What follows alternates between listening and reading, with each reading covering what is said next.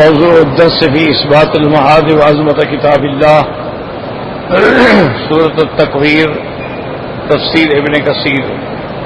الحمد لله رب العالمين والصلاة والسلام على أشرف الأنبياء وسيد المرسلين سيدنا محمد وعلى آله وأصحابه أجمعين. اللهم صل على سيدنا محمد وعلى آل سيدنا محمد كما صليت على إبراهيم وعلى آل إبراهيم في العالمين إنك حميد مجيد. أعوذ بالله من الشيطان الرجيم. بسم الله الرحمن الرحيم.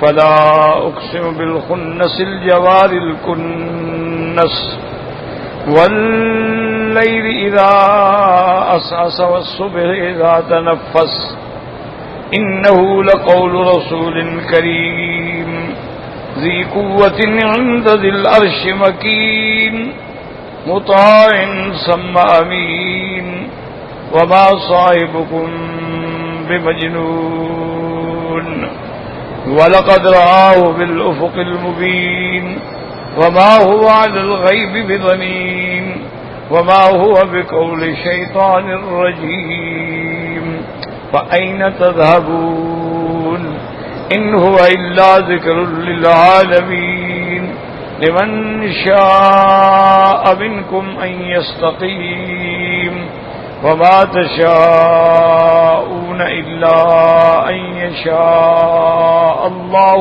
رب العالمين.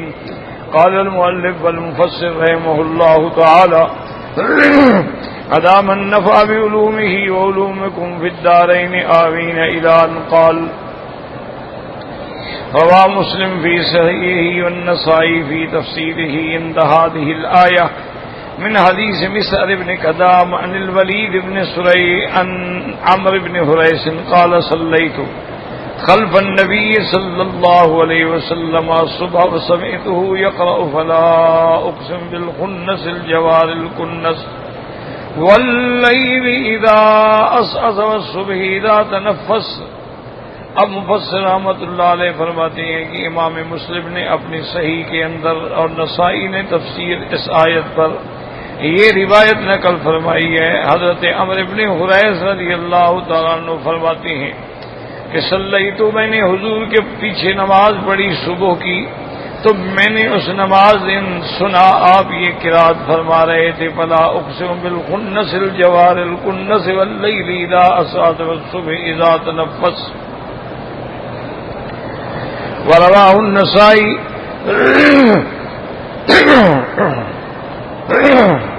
عن بندار عن غندر عن شعبة عن الحجاج بن عاصم عن أبي الأسود عن عمرو بن هريس به نحوه. قال ابن أبي حاتم وابن جرير من طريق الثوري عن نبي إسحاق عن رجل من مراد عن علي رضي الله تعالى عنه فلا أقسم بالخنس الجوار الكنس قال هي النجوم تخنس بالنهار وتظهر بالليل.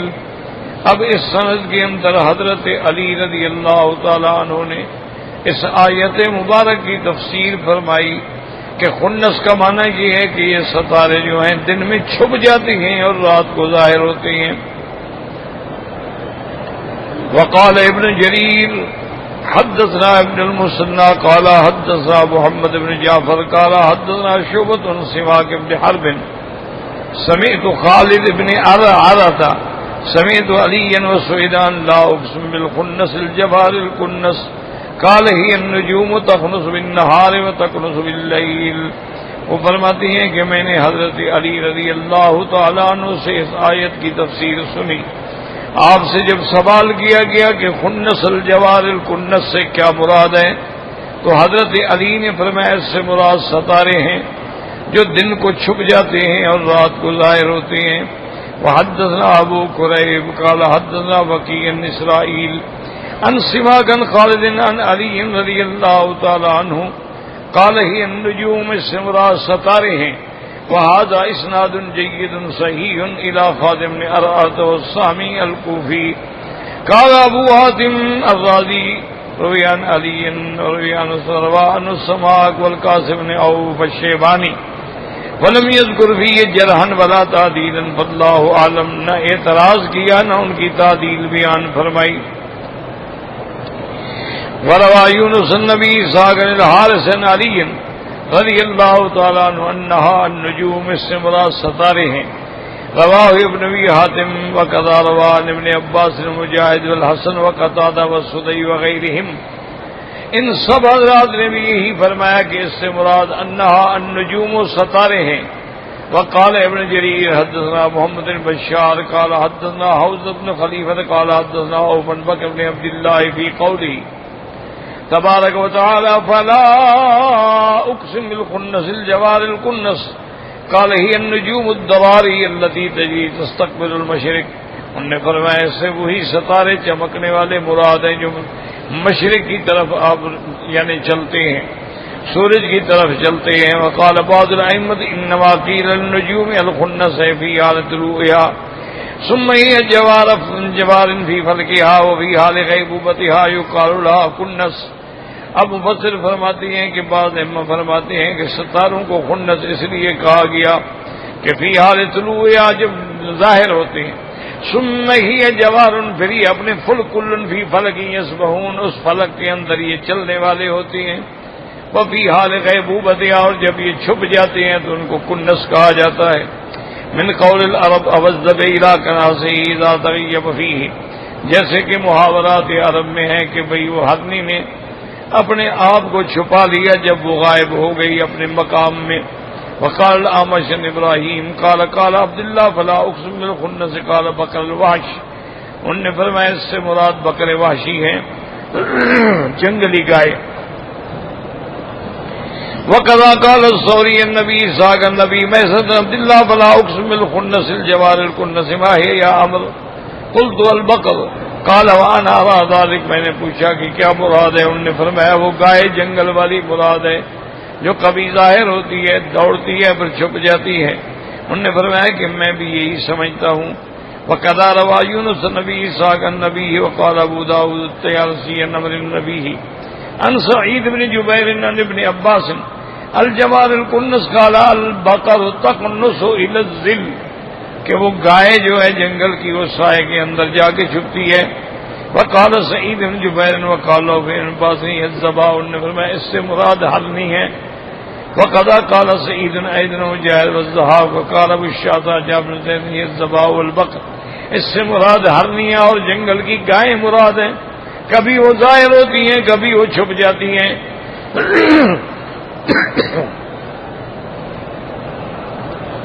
وقال ابن جریر حدثنا یعقوب قال حدثنا هشیم قال اخبرنا مغیرہ عن ابراہیم انہما تذاکرا هذه الآیہ، اس آیت پہ انہوں نے آپس میں مذاکرہ کیا.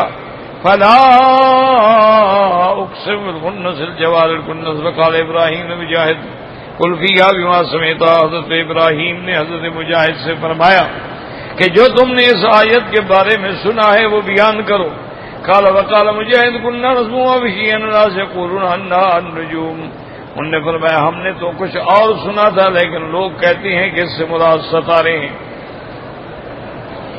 وقال فقال ابراہیم قل فيها بما سمعت. قال وقال مجاہد كنا نسمع انها بقر الوحش، کہ ہم نے سنا کہ اس سے وہ جنگلی گائے مراد ہی نہ تک کنسو بھی حجرتها، جب وہ اپنی پناہ گاہ میں چھپ جاتی ہے.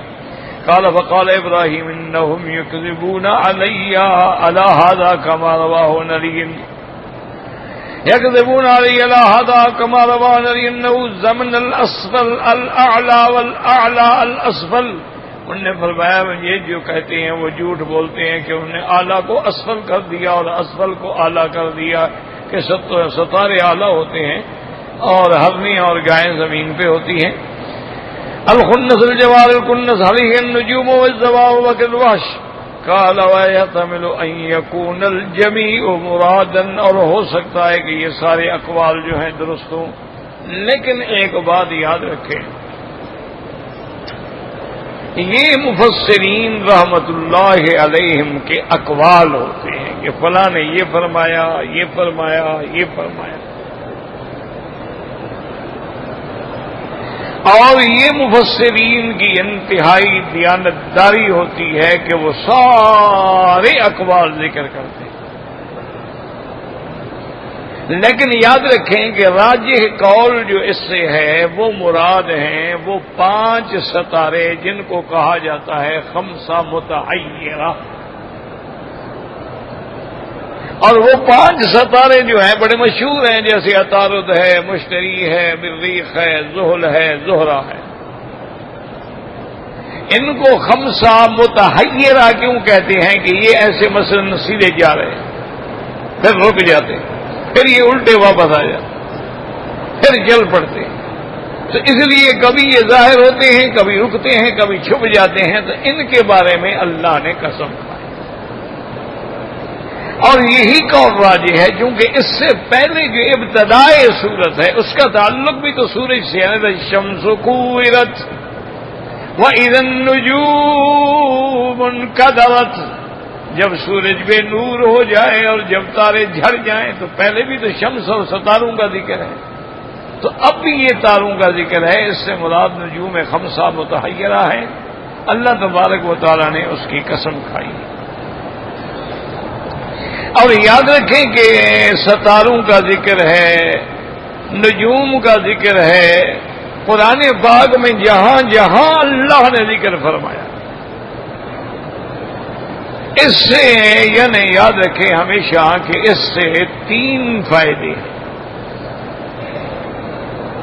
ایک تو جو ستارے ہیں وَعَلَامَاتٍ وَبِالنَّجْمِ هُمْ يَهْتَدُونَ، اللہ نے یہ تارے بنائے ہیں اور لوگ اس سے راستہ پکڑتے ہیں، اندازہ لگا لیتے ہیں کہ بھی یہ شمال ہے، یہ جنوب ہے، یہ شرق ہے، یہ غرب ہے۔ تو ایک فائدہ تو تاروں کا یہ ہے کہ جب آدمی سمندری سفر میں ہوتے ہیں نا جی، سمندری جہازوں میں، ان کے پاس اور راستہ بتلانے کا کوئی راستہ ہی نہیں، تا حد نظر پانی ہے، اور اس کے بعد رات ہو جائے، اندھیرا ہو جائے، تو جہاز ران یہ سمجھ ہی نہیں سکتا کہ میں کدھر جا رہا ہوں، پھر وہ ان ستاروں سے اندازہ لگاتے ہیں کہ بھئی اب جو ہے ہم کس سمت میں جا رہے ہیں۔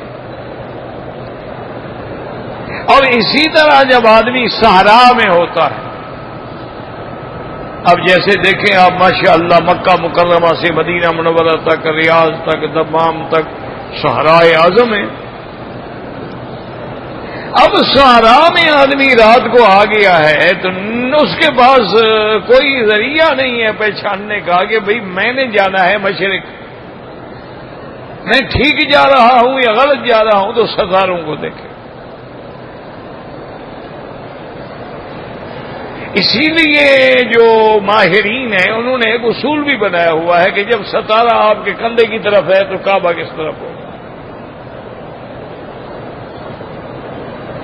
اور اسی طرح اب آپ دیکھیں کہ سال میں کبھی 2 سال میں ایک وقت ایسا بھی آتا ہے کہ سورج عین کعبہ شریف کے اوپر ہوتا ہے، تو اس کو دیکھ کر بھی آپ مسجدوں کے محراب درست کر سکتے ہیں۔ اسی طرح سال اور 2 سال میں کبھی ایسا بھی ہوتا ہے کہ چاند عین ٹھیک کعبہ شریف کے اوپر ہوتا ہے، تو اس سے بھی دیکھ کے ہم سمت قبلہ کا تعین کر سکتے ہیں۔ اور اسی کو اللہ نے قرآن مقدس میں کئی مقامات میں ذکر للہ المشرق والمغرب، تو مشرق مغرب تب ہوگی نا جب سورج کے طلوع اور غروب کو نظر ڈالیں گے، اور کہیں فرماتے ہیں رب المشرقین ورب المغربین، کیونکہ ایک مشرق جو ہے وہ سردیوں میں ہوتی ہے اور ایک گرمیوں میں ہوتی ہے، اور کہیں فرماتے ہیں فلا اقسم برب المشارق والمغارب، تو ہر ملک کی اپنی مشرق اور مغرب ہے۔ تو اس لیے ان ساری چیزوں کو سامنے رکھنے کے بعد راجح قول یہی ہے کہ اللہ تبارک و تعالی نے ستاروں کی قسم کھائی۔ اور یہاں پر یہ مسئلہ بھی دماغ میں رکھ لیں کہ بندہ اگر قسم کھانا چاہے تو اس کے لیے تو یہ لازم ہے کہ وہ صرف اللہ کے نام کی قسم کھائے، اگر اللہ کے نام کے علاوہ قسم کھائے گا تو وہ کافر ہو جاتا ہے۔ حضور صلی اللہ علیہ وسلم نے فرمایا ہے من حلف بغیر اسم اللہ فقد کفر، جو شخص اللہ کے نام کے سوا کسی پیر کی قسم کھاتا ہے، کسی مزار کی قسم کھاتا ہے، کسی بزرگ کی قسم کھاتا ہے تو وہ کافر ہو جاتا ہے۔ چھوٹا موٹا گناہ نہیں، کافر ہو جاتا ہے۔ وجہ کیا ہے؟ قسم اس کی کھائی جاتی ہے جو نفع نقصان کا مالک ہو، کہ اگر میں جھوٹی قسم کھاؤں گا تو مجھے نقصان ہوگا، تو اگر اس کے بجائے یہ کسی غیر کی، مجھے بیٹے کے سر کی قسم ہے، مجھے اپنے سر کی قسم ہے، مجھے آنکھوں کی قسم ہے، یہ اتنا بڑا گناہ ہے کہ آدمی کافر بن جاتا ہے۔ تو انسانوں کو یہ چاہیے کہ پہلے تو وہ قسم نہ کھائیں، کیونکہ بہت زیادہ قسمیں کھانے والے لوگ جو ہیں قرآن کی روح سے وہ جھوٹے ہوتے ہیں۔ کل حلاف مہین، بہت قسمیں کھانے والا، ہر بات پہ قسم، اللہ کی قسم، اللہ کی قسم، یعنی اس نے ایک مذاق بنا رکھا ہے۔ اور اگر کہیں قسم کھانی پڑے تو پھر اللہ کی قسم کھا سکتے۔ جیسے میرے محبوب دو عالم صلی اللہ علیہ وسلم نے جب بھی قسم کھائی تو فرمایا والذی نفس محمد بیدہ، مجھے قسم ہے اس ذات کی جس کے قبضہ ہے قدرت میں میری جان۔ تو حضور پاک نے اللہ کی قسم کھائی۔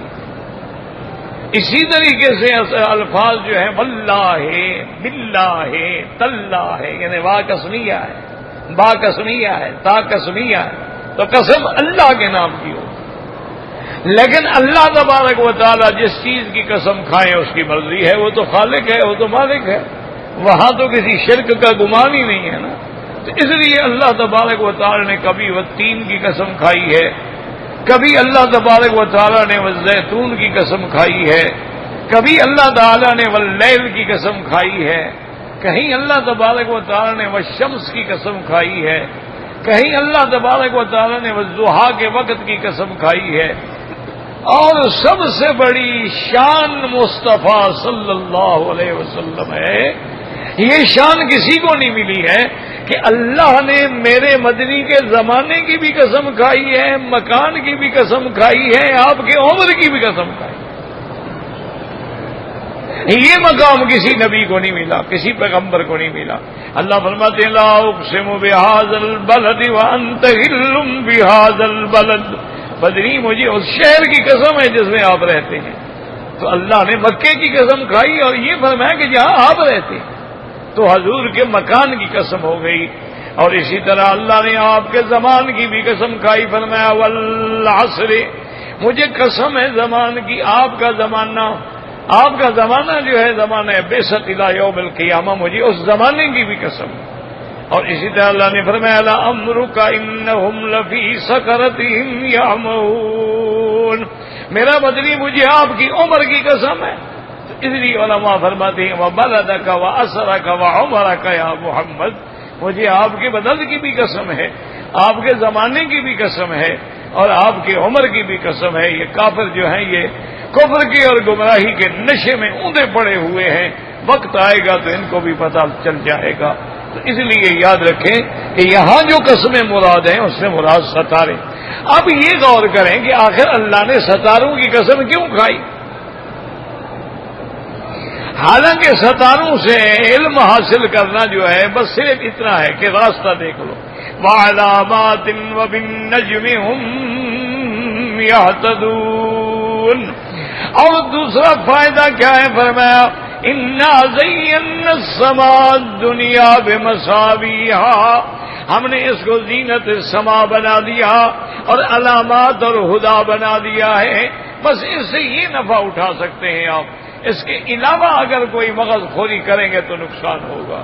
اس لیے بہت سارے لوگ جو ہیں وہ ستاروں کے علم میں آ کے علم فلکیات میں کھو گئے، وہ تمام نفع نقصان کا مالک جو ہے وہ ستاروں کو سمجھتے ہیں کہ یہ ستارے جو ہیں جی یہ نحس وقت ہے اور یہ برکت والا وقت ہے اور یہ محبت والی گھڑی ہے اور یہ فراق والی گھڑی ہے۔ اور آج کل تو اللہ معاف کرے مسلمان طویل لکھتے ہیں تو وہ بھی گھڑیاں ڈھونڈتے ہیں۔ انا للہ و انا الیہ راجعون۔ تو لیکن اللہ نے قسم کیوں کھائی؟ اصل سوچنے والی بات یہ ہے کہ بھئی ستاروں کی قسم کی، خدا کو کیا ضرورت ہے؟ تو علماء نے فرمایا اللہ نے اس لیے قسم کھائی کہ توجہ کرو کہ ستارے ظاہر ہو رہے ہیں، ستارے چل رہے ہیں، ستارے چھپ رہے ہیں، دن آ رہا ہے، دن جا رہا ہے، اس پہ غور کر کے تم یقین کرو کہ جو اللہ ان کو چلانے پہ قادر ہے وہ دنیا کو فنا کر کے عالم آخرت کو لانے پر بھی قادر ہے۔ اس لیے اللہ تبارک و تعالی اقتربت الساعۃ وانشق القمر، اللہ نے فرما دیا قیامت قریب آ گئی اور چاند دو ٹکڑے ہو گیا، تو وہاں بھی کمر کا ذکر ہے اور ادھر قرب ساعہ کی علامت ہے، تو اس لیے اللہ نے فرمایا فلا اقسم بالخنس الجوار الکنس، میں قسم کھاتا ہوں ان تاروں کی جو ظاہر ہوتے ہیں، چلتے ہیں پھر چھپ جاتے ہیں۔ اور قسم کھانے کے بعد یہاں اللہ تبارک و تعالیٰ آگے فیصلہ فرما رہے ہیں کہ انہ لقول رسول کریم، اے قرآن کا انکار کرنے والوں، قرآن کی اہانت کرنے والوں، قرآن کی عظمت سے منہ موڑنے والوں، غور کر کے سن لو کہ قرآن کی کیا شان ہے۔ یہ تو ایک ایسے قاصد، ایسے فرشتے کا پڑا ہوا ہے جو اللہ کے ہاں بھی شان والا ہے اور عظمت والا ہے۔ اس لیے اللہ پاک نے قسم اب قسم کھاتے ہیں رات کی، واللیل اذا عسعس،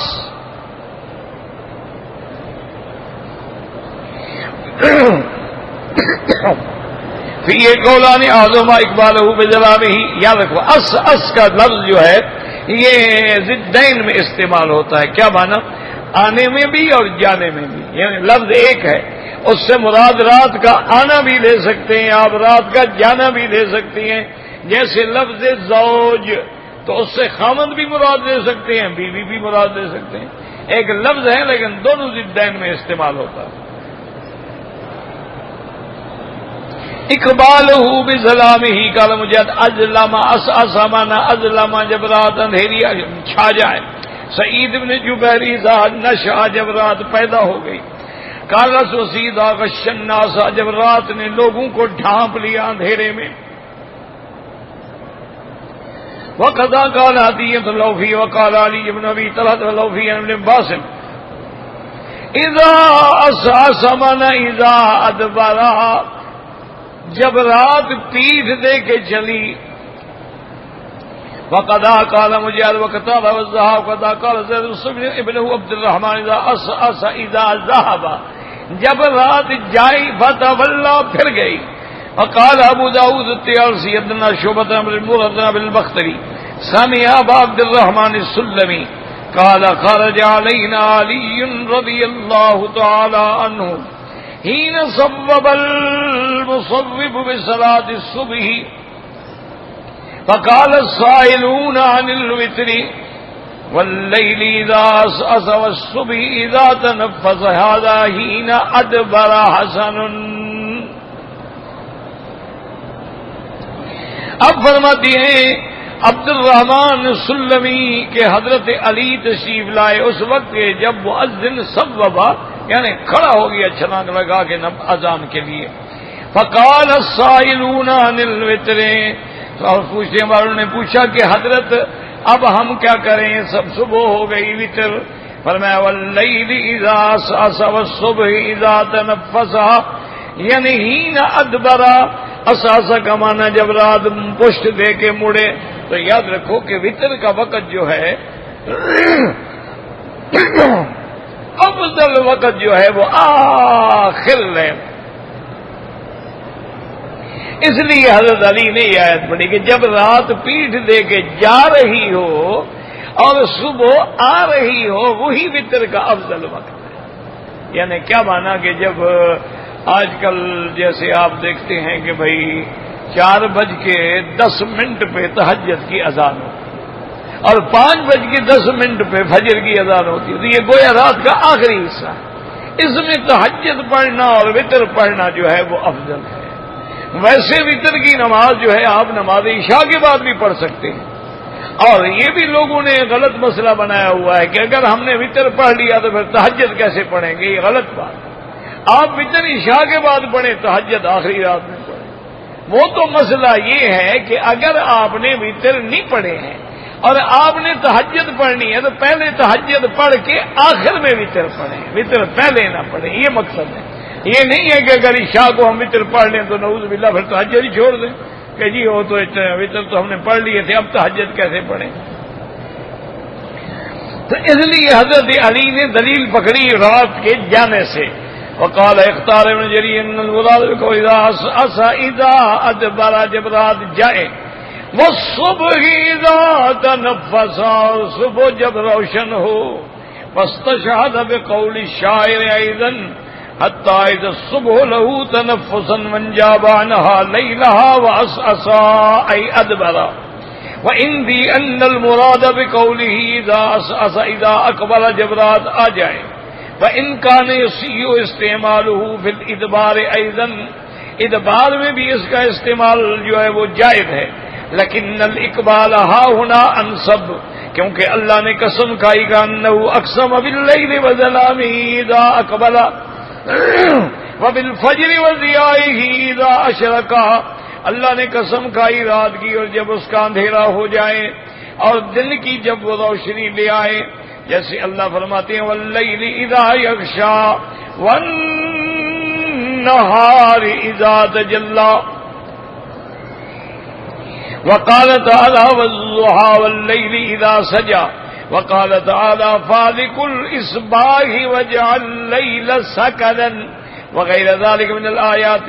وقال كثير من علماء الاصول ان لفظة اسعس تستعمل في اقبال والادبار على وجه الاشتراك، علماء اصول جو ہے وہ یہ فرماتی ہیں کہ لفظ اسعس جو ہے یہ اقبال اور ادبار دونوں میں استعمال ہوتا ہے، فلا هذا يصيح ان يراد كل منهما والله اعلم، جب یہ دونوں کے لیے استعمال ہوتا ہے تو دونوں قول جو ہیں وہ راجح ہیں۔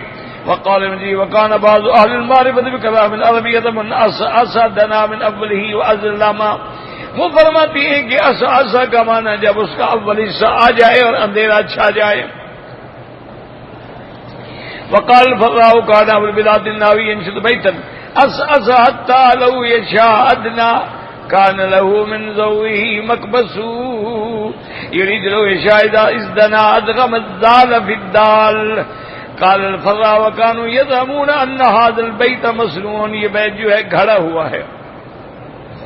والصبح اذا تنفس، تنفس کا معنی مفسر فرماتے ہیں کہ حضرت ضحاک فرماتے ہیں اذا طلع، وقال قتادہ اذا اضاء واقبل، جب روشنی ہو جائے اور صبح آ جائے۔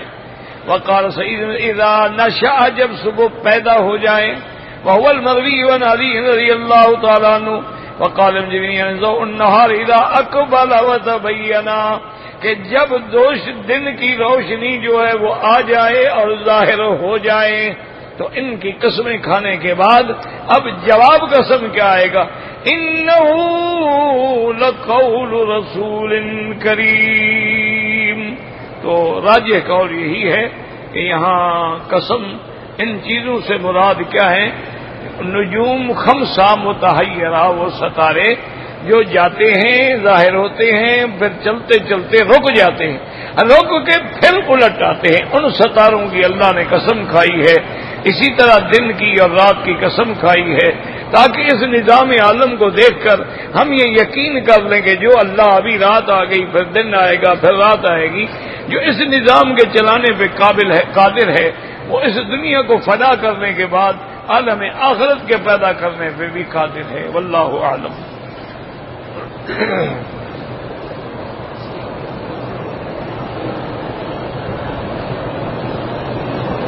کہتے جی کہ ہم جبل عمر پہ کام کر رہے ہیں اور وہیں ہماری جماعت ہوتی ہے۔ افضل یہ ہے کہ آپ اپنی اذان بھی کہیں، تکبیر بھی کہیں اور جماعت کریں۔ اگر حرم کی اذان وہاں پہنچ رہی ہے اکتفا کر لیں تو بھی جائز ہے، لیکن افضل یہی ہے۔ ورنہ دیکھو نا، اب حرم کی اذان تو سارے مکے میں پہنچتی ہے، لیکن ہر مسجد میں اذان ہے۔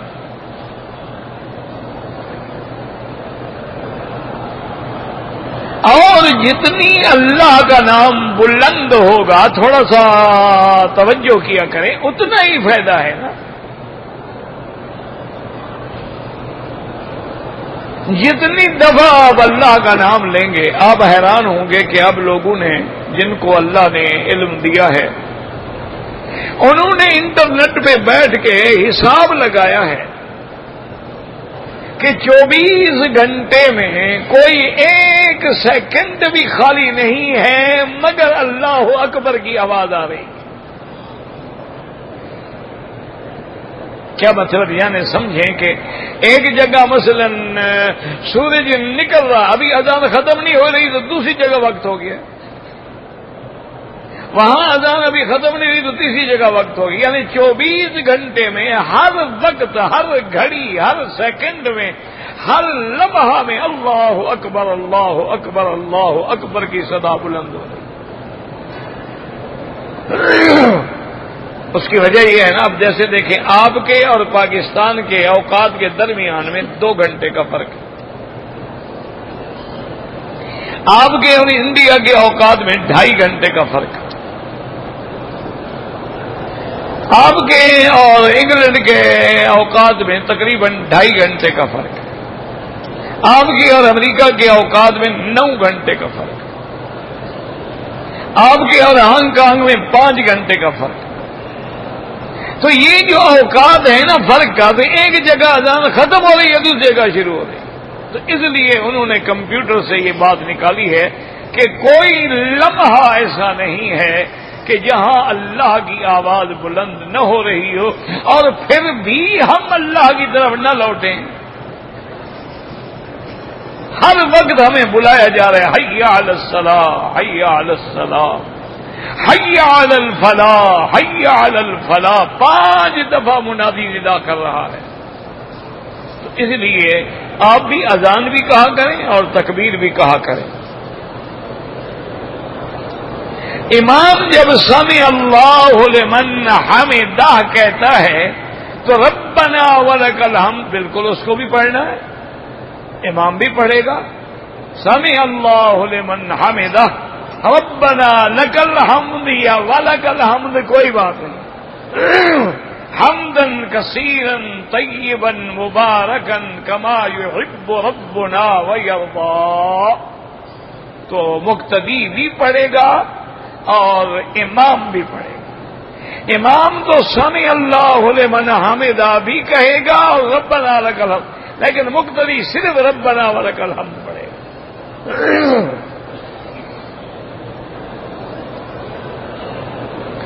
میں نے پہلا عمرہ کیا, لیکن عمرہ کرنے کے بعد میں نے حلق جو ہے وہ مکے کے حدود سے نکل کے باہر کرایا. ایک بکری دم پڑ گئی. دم کا معنی ہوتا ہے حد حرم میں ایک بکری خریدیں, ذبح کریں اور اس کا گوشت غریبوں میں تقسیم کر دیں.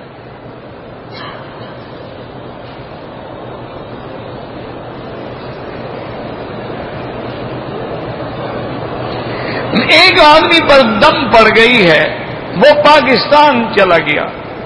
اس نے اپنے بھائی سے کہا ہے کہ میری دم جو ہے وہاں کر دیں اور جبل عمر پہ جو مزدور ہیں ان کو کھلا دیں. ٹھیک ہے, بالکل کر دیں. سجدہ تلاوت فوراً کریں تو افضل ہے. مقصد یہی ہے نا کہ جب وہ آیت آئی تو ہم اللہ کے آگے گر گئے. اگر میں نے حج کر لیا تھا لیکن طواف الوداع نہیں کیا تھا تو دم پڑ گئی. حج میں طواف الوداع واجب ہے. اگر عذر ہے, مثلا عورت ہے, حیض آ گیا معاف ہے, بچہ پیدا ہوا نفاس آ گیا معاف ہے, آدمی بیمار ہو گیا معذور ہو گیا معاف ہے. ورنہ حج میں طواف الوداع واجب ہے, نہیں کیا تو ایک دم ادا کریں. اگر عمرہ کرے آدمی دوسرا میقات میں نہ جائے سے شروع کر دے وہ عمرہ نہیں ہوتا. جب تک میقات پہ جا کے احرام نہ باندھو عمرہ ہوتا ہی نہیں. عمرے کا معنی ہی یہی ہے.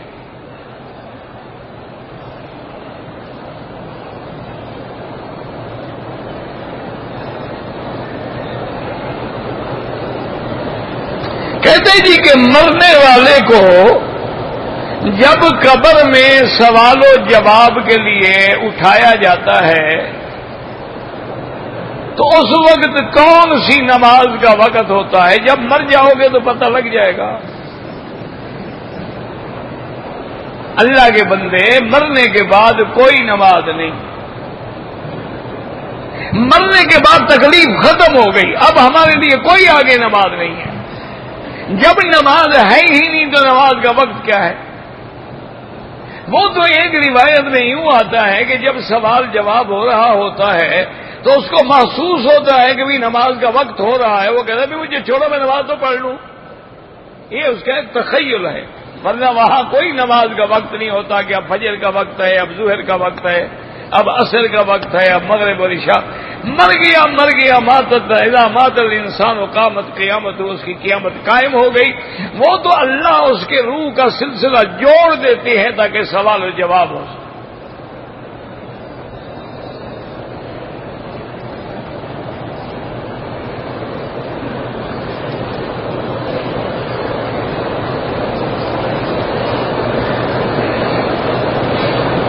کہتے ہیں جی کہ حضور پاک نے سفر معراج میں حضرت بلال کے چلنے کی آہٹ سنی، خواب میں یا حقیقتاً، لیکن یہ روایت بخاری شریف میں نہیں ہے، سیاہ ستہ کی دوسری کتابوں میں ہے۔ اور ایک روایت میں تو یہ بھی تفصیل ہے کہ حضور نے پوچھا کہ بلال تمہارا کون سا ایسا عمل ہے کہ جس کے ذریعے تم جنت میں پہنچ گئے؟ تو حضرت بلال نے عرض کیا یا رسول اللہ میرا کوئی خاص عمل تو ہے ہی نہیں، البتہ میری ایک زندگی میں عادت رہی کہ میں جب بھی وضو کرتا تھا تو 2 رکعت تحیۃ الوضو پڑھ لیا کرتا۔ تو حضور نے فرمایا بس اسی کو قائم رکھو، اسی وجہ سے اللہ نے تمہیں یہ مقام عطا کیا، کیونکہ باقی نمازیں تو سارے پڑھتے تھے نا۔ مقصد یہ ہے کہ فرض نماز تو ہو ہی نہیں سکتا نا کہ کوئی صحابی چھوڑے۔ مقصد یہ تھا حضور کا کہ کوئی اس کا اور زائد عمل ہے جس کی وجہ سے مجھے حضرت بلال کو دکھایا گیا۔ اور بعض علماء، اصل بات یاد رکھو، یہ مسائل جو ہیں نا، بعض مسائل ہوتے ہیں علماء کا ایک ذوق ہوتا ہے۔ بعض علماء نے ایک بات کی ہے، انہوں نے کہا حضرت عمر کا تو گھر دکھایا گیا لیکن اس کے پاؤں کی آہٹ نہیں سنوائی گئی، حضرت بلال کے چلنے کی اور پاؤں کی آہٹ سنائی گئی، چونکہ خادم ہے۔ جب حضور میں راج میں تو خادم نے بھی تو چلنا ہے نا ساتھ، اس وجہ سے اس کو یہ شرف نصیب ہوا خدمت محمد مصطفیٰ صلی اللہ علیہ وعلی آلہ واصحابہ وسلم کہ اس نے حضر میں، سفر میں، ہر حال میں اپنی جان نچھاور کر دی محمد مصطفیٰ پہ صلی اللہ علیہ وعلی آلہ واصحابہ وسلم۔ اچھا، حضور بھی حضرت بلال سے بڑے خوش ہوتے تھے، کبھی کبھی حضور مزاح بھی فرماتے تھے حضرت بلال سے۔ ایک دن حضرت بلال آئے، انہوں نے کہا کہ یا رسول اللہ، ہم جس یہودی سے سودا خریدتے ہیں نا، اس کے کافی پیسے بن گئے ہیں، قرضہ بن گیا ہے بہت سارا، کیونکہ کوئی مہمان آتا ہے، کوئی غریب آتا ہے، آپ کہتے ہیں بلال اس کو بھی دے دو، اس کو بھی دے دو، اس کو بھی دے دو، تو میں کہاں سے دے دوں؟ تو میں اس دکاندار سے جا کے چیزیں لے کے دے دیتا ہوں۔ اب اس کے پیسے بہت زیادہ ہو گئے، آج اس نے مجھے بازار میں پکڑ لیا اور کہا کہ بلال پیسے بہت ہو گئے ہیں اور تم لوگوں نے ابھی تک واپس نہیں کیے، اگر 2 دن میں تم نے میرے پیسے نہ دیے نا تو میں تیرے گلے میں کپڑا ڈال کے بازار میں کھڑے ہو کے تمہیں دوبارہ بیچ دوں گا، جو پیسے آئیں گے میں اپنے لے لوں گا۔ تو حضرت بلال نے کہا یا رسول اللہ، ہم نے اس کے پیسے تو دینے ہیں، اب اگر مجھے بیچ دے تو پھر میں دوبارہ غلام بن جاؤں گا۔ تو حضرت نے فرمایا پھر بلال آخر تم نے کیا سوچا بھی کیا کریں؟ پیسے تو میرے پاس بھی نہیں ہیں، تمہارے پاس بھی نہیں ہے، تو تمہارے دماغ میں آخر کیا خیال ہے بھی اس یہودی کے اس حملے سے کیسے بچے؟ بلال نے کہا حضرت میں نے بالکل سوچ لیا۔ کیا سوچا؟ انہوں نے کہا حضرت میں گم ہو جاتا ہوں، بس میں کہیں پہاڑوں میں جا کے چھپ جاتا ہوں، نہ ہوں گا نہ مجھے یہودی پکڑے گا۔ آپ نے تو لیے نہیں، آپ کو تو پکڑ نہیں سکتا۔ اس نے پکڑنا ہے مجھے. جب میں اس کو ملوں گا ہی نہیں میں پہاڑوں میں چلا جاؤں گا اور وہیں پتہ کرتا رہوں گا. جب آپ کے پاس پیسے آ جائیں گے میں واپس آ جاؤں گا. حضور مسکرائے فرمایا اچھا بلال تم نے بڑی اچھی سوچی, تو مدینہ بھی چھوڑ جاؤ گے, نمازیں بھی چھوڑ جاؤ گے. اس نے کہا یا رسول اللہ پھر کیا کروں, قرضہ جو دینا ہے. اور اچھا اللہ اسباب پیدا کرتا ہے.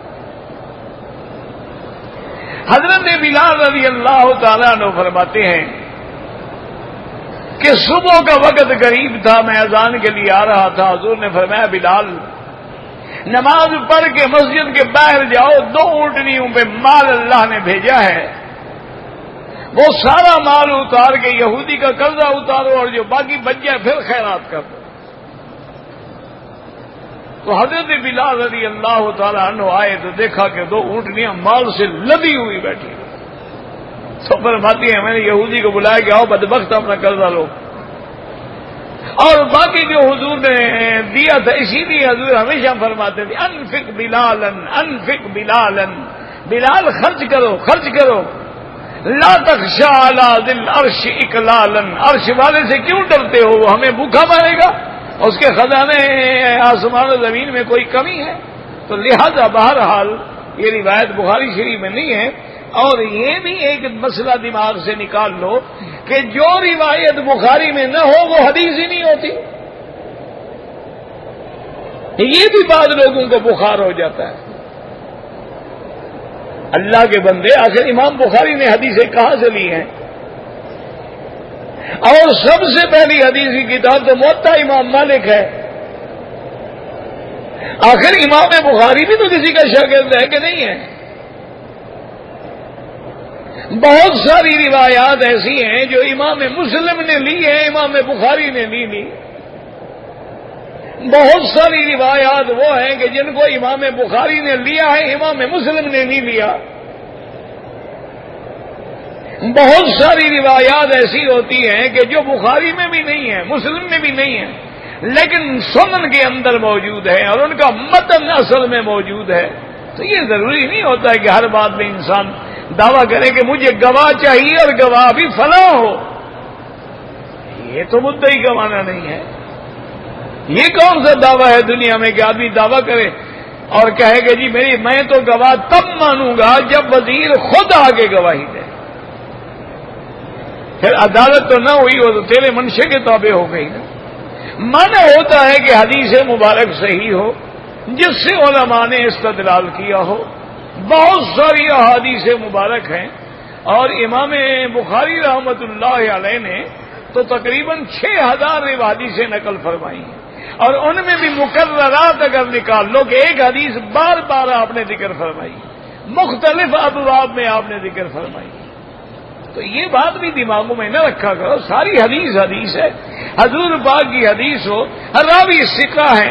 اچھا بعض روایات جو ہیں وہ بالکل طبقہ خامسہ میں ہوتی ہیں, لیکن محدثین لکھ دیتے ہیں رجالہ رجال البخاری رجالہ رجال الشیخین, کہ اس کی سند کے اندر جو راوی ہیں وہ امام بخاری کے راوی ہیں, امام مسلم کے راوی ہیں, یہ شیخین کے راوی, انہوں نے ان سے روایت لی ہے.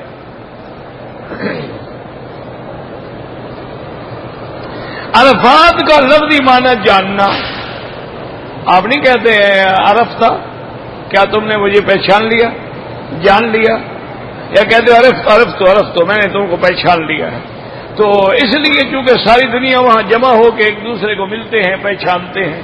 اور بعض علماء نے فرمایا کہ جب اللہ نے آدم علیہ السلام کو مناسک حج کی تعلیم دی تو جبریل نے فرمایا کہ عرفت یا آدم, تم نے جان لیا؟ انہوں نے کہا ہاں جی میں نے جان لیا. اللہ اعلم. حضرت اسماعیل جو ہیں وہ کہاں دفن ہیں, مجھے تو آج تک پتہ نہیں لگا کہ کہاں دفن ہے. باقی حتیم میں وہ دفن نہیں ہے. ایک بات یاد رکھو, یہ لوگوں نے من گھڑت قصہ بنایا ہوا ہے جی کہ عین میزاب رحمت کے نیچے حضرت اسماعیل کی قبر ہے, اور زمزم سے لے کر کعبہ شریف کے دروازے تک 70 انبیاء کی قبر ہے. یہ بالکل جھوٹ ہے. اگر یہاں انبیاء کی قبریں ہوتی, حضور ان کے اوپر چلنے کا حکم دیتے. قبر پہ چلنا تو حرام ہے, قبر پہ پاؤں رکھنا حرام ہے, قبر پہ ٹیک لگانا حرام ہے, قبر سامنے ہو نماز پڑھنا حرام ہے. تو اگر یہاں انبیاء کی قبریں ہوتی تو حضور صلی اللہ علیہ وسلم ہمیں حکم دیتے کہ طواف کرو. یہ مصلی اسماعیل ہے. کیا مانا؟ اسماعیل علیہ السلام یہاں بیٹھ کے اکثر نماز پڑھتے تھے، عبادت کرتے.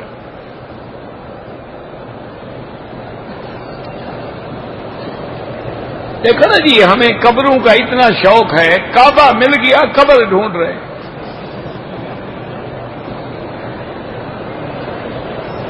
وہ اندر سے نکلتا ہی نہیں. آپ لاکھ سمجھاؤ بھی حضور کے نام پہ درود پڑھنا آئے گا فوت. یعنی ہاتھوں میں اسٹرنگ لگے ہوئے ہیں.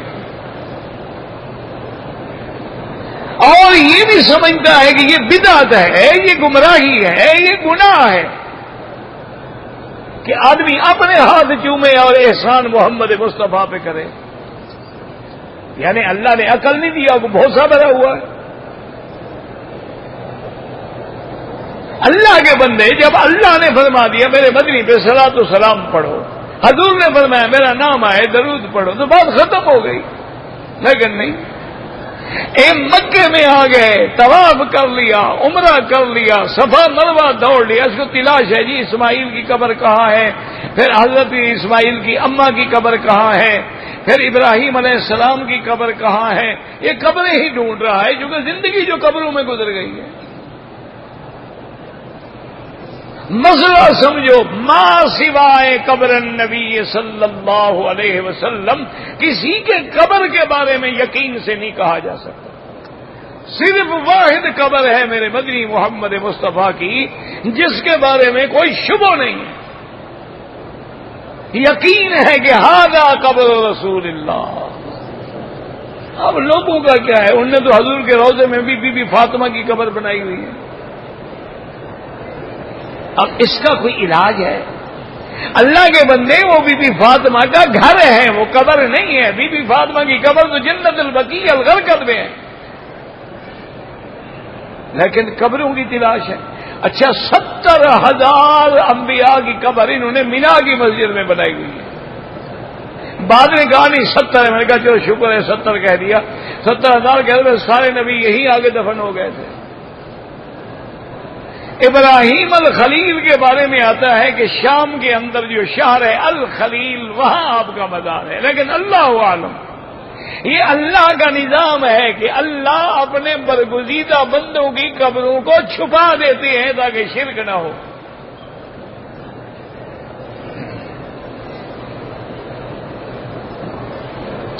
کہتے جی کہ اگر احرام باندھا ہوا ہے اور میں نے حمام میں جانا ہے، اگر چادر اتار کے لٹکا دوں تو کوئی بات نہیں، کوئی آپ کا عمرہ چادر میں باندھا ہوا ہے، جب لٹکائیں گے تو عمرہ بھاگ جائے گا. عجیب لوگ ہیں، کیا کریں آپ. اچھا خاصا پڑھا لکھا آدمی، بھائی چادر کھولنے سے عمرے کا کیا ہے، عمرہ بھاگ جائے گا. بندھا ہوا ہے، گرا لگائی ہوئی ہے آپ نے، اس کو اتار دو، بدل دو، پلید ہو جائے دھو ڈالو. انسان ہے، آ رہا ہے، چادر پھٹ گئی اور پہن لو.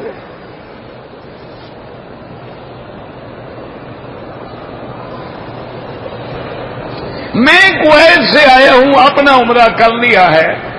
اگر مزید میں عمرہ کرنا چاہوں بالکل کر سکتے ہیں. طائف سے جا کے کر لیں، مدینہ منورہ سے کر لیں، مسجد عائشہ سے کر لیں، جہرانہ سے کر لیں. نفلی عبادت ہے، کرنا چاہو تمہاری مرضی ہے.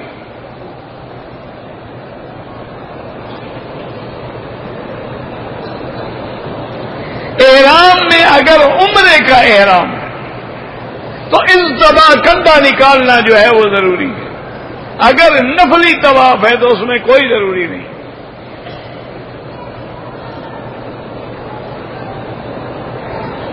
کہتے جی کہ جو صدقہ کریں وہ حرم کے پرندوں کو دانہ ڈال دیں، چونکہ حرم کے بندے جو ہیں وہ پرندوں سے بھی کم قیمت ہیں.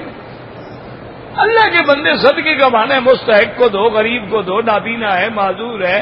یہ لوگ جو حرم میں کام کر رہے ہیں بیچارے کسی سے مانگتے بھی نہیں ہیں، کون سی ان کی لاکھوں تنخواہیں ہیں، ان کو آپ دے دیں، معذورین کو دے دیں، اور پرندوں کو بھی ڈالیں، کوئی منع نہیں. کہتے جی کہ دار ارقم جو حضور کے زمانے میں تھی بالکل تھی، لیکن وہ تو حرم بن گیا، نشانی کیا باقی ہو.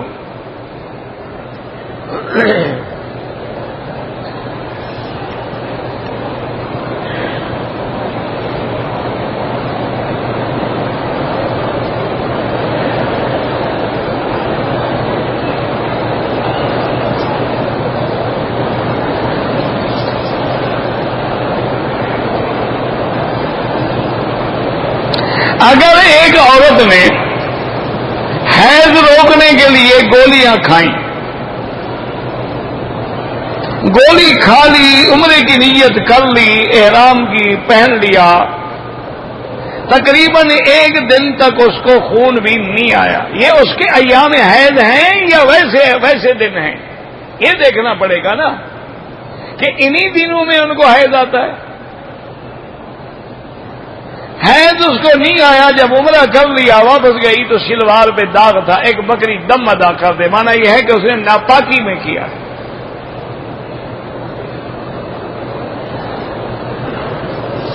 ہاں اگر 2-4 دن بیٹھ جائے، پاک ہو جائے، دوبارہ احرام باندھ کے عمرہ کر دے، دم نہیں دینی پڑے گی۔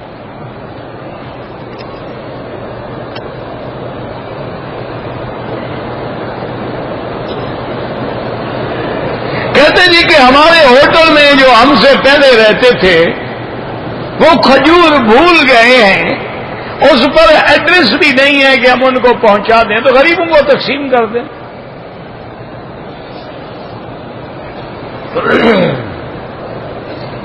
اگر خود غریب ہے تو کھا لیں۔ حدیث مبارک میں آیا نا کہ ایک صحابی پر حضور نے فرمایا بھی تم نے جو غلطی کی ہے نا، ایک غلام آزاد کرو۔ اس نے کہا حضور غلام تو میرے پاس ہے ہی نہیں، میری اپنی گردن ہے، اگر یہ کاٹے تو کاٹ دیں۔ نہیں اپنی گردن تو نہیں۔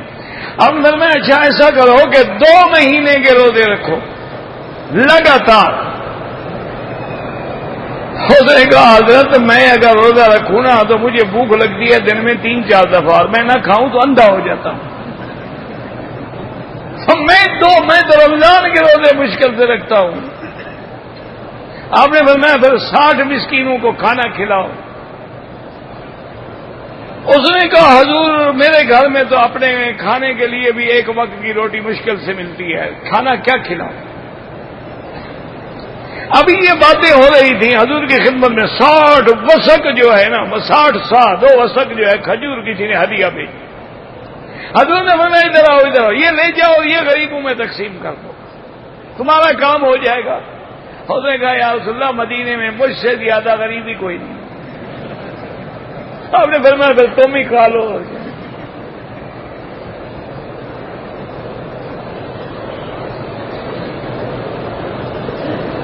اگر ہم اکیلے نماز پڑھ رہے ہیں اور ہم نے وہ سورت پڑھی جس میں سجدہ آتا ہے، سجدہ کرو، یہ کیا بات؟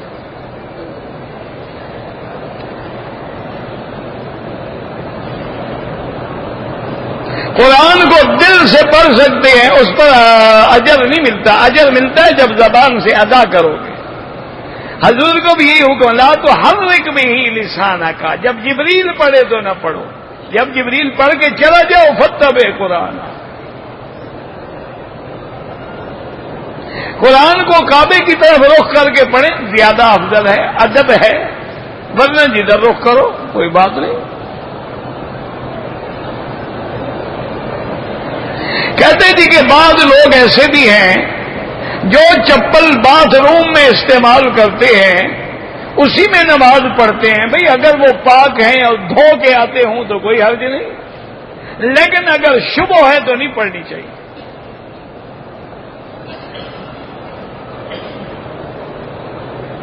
پاکستان سے کوئی عورت اکیلی حج کرنے کے لیے یا عمرہ کرنے کے لیے آ سکتی ہے؟ بالکل نہیں آ سکتی۔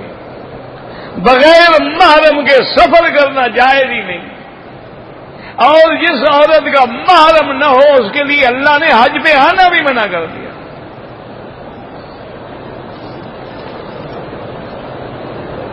طواف اپنے لیے کریں، دوسروں کے لیے نہیں۔ میں اپنے والدین کے لیے حج عمرہ کروں، کر سکتے ہیں۔ احرام کی چادریں ہم کفن بنائیں یا عام استعمال میں لائیں، جو کرو، تمہاری چادریں ہیں، جو مرضی ہے کرو۔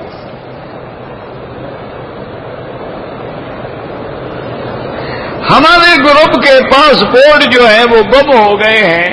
میرا بھائی آپ مجھے پہلے بھی ملے تھے، میں نے کہا یہاں پاکستان کا پاکستان ہاؤس ہے باقاعدہ مسکلہ محلے کے آخر میں، اسی طرح جدے میں بھی آپ کی سفارت خانہ ہے، آپ ان سے رجوع کریں گے، وہ اپنا آدمی بھیج کے تمہارا مسئلہ حل کریں گے، ورنہ حل نہیں ہوگا۔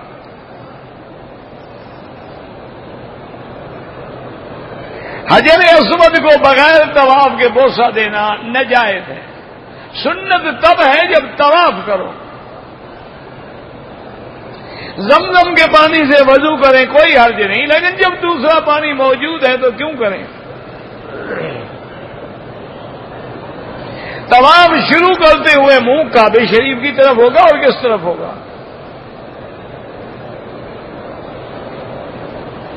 میرا نام عبد الجمیل ہے، کوئی بات نہیں، یہ کوئی شرک نہیں۔ ان اللہ جمیل یحب الجمال، تم اس کے عبد ہو۔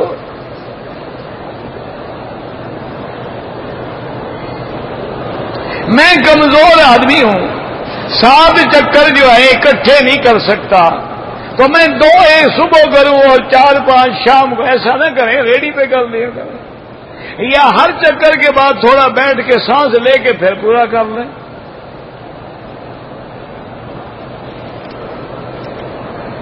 غار ہرا پہ اگر جائیں کوئی منع نہیں، لیکن وہ ٹائم طواف میں گزاریں تو زیادہ بہتر ہے۔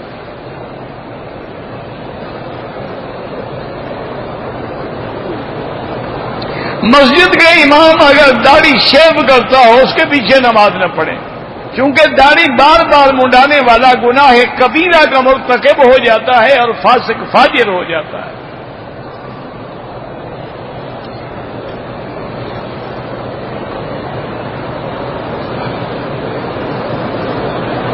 بھائی یہ سلسلے جو ہیں یہ کسی تصوف کے عالم سے مسئلہ پوچھیں، میں چونکہ تصوف پڑھا ہی نہیں، میں کچھ نہیں کہہ سکتا۔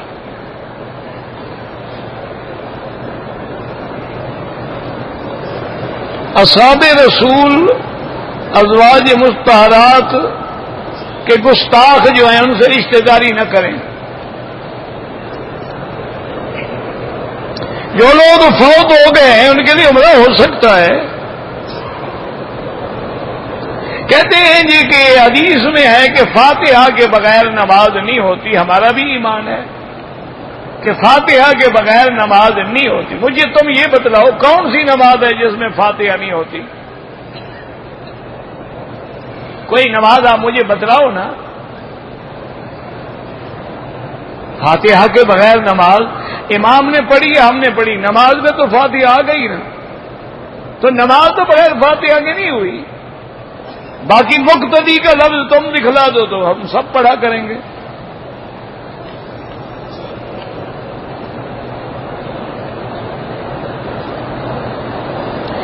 عمرہ مکہ مکرمہ میں رہنے والا اگر حج عمرے کا احرام گھر سے باندھ لے، گھر سے کوئی عمرہ نہیں ہوتا، لازم مسجد عائشہ جائے یا جیرانہ جائے۔ طواف کرنے والا طواف کر کے صرف 2 رکعت پڑھے، ہر طواف کے لیے صفا مروہ نہیں ہوتی، صفا مروہ عمرے میں یا حج میں ہوتی ہے۔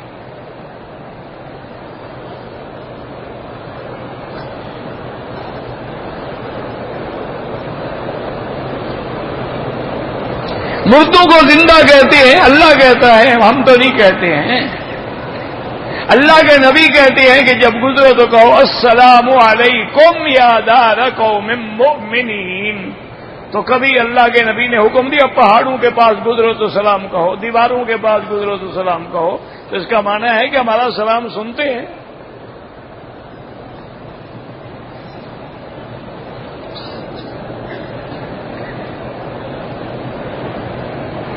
حج عمرہ صاحب حیثیت پہ فرض ہے بالکل، لیکن جو لوگ مکہ مکرمہ یا مدینہ منورہ میں رہتے ہیں ان کی حیثیت ہوتی ہے نا، ان کا تو 100 ریال میں حج ہو جاتا ہے، لہذا وہ کر لیتے ہیں۔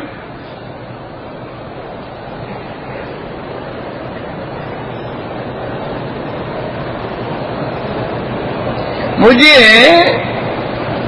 پیشاب دیر سے آتا ہے، کئی بار مجھے نہیں پتا ہے، آپ علاج کروائیں اور سمجھ نہیں آیا ہے، پیشاب کی تکلیف ہے علاج کرائیں، ورنہ یہ ہے کہ ہر نماز کے لیے نیا وضو کریں اور نمازیں پڑھتے رہیں۔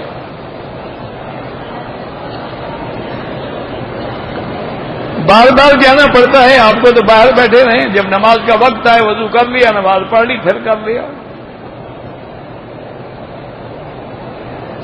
عمرہ طواف بھائی بس اب ہو گیا نا بھائی، یہ تو نہیں فنکشن،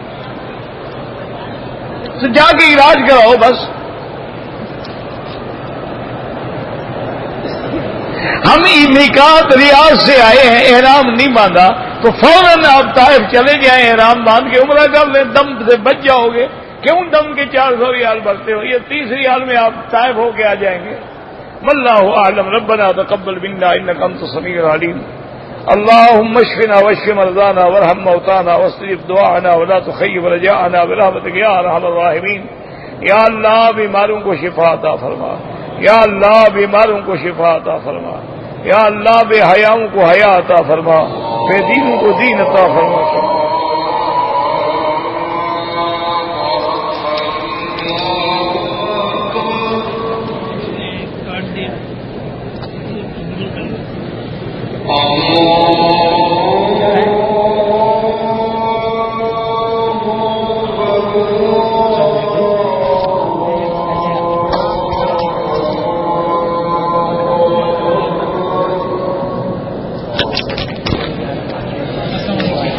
نہ جائیں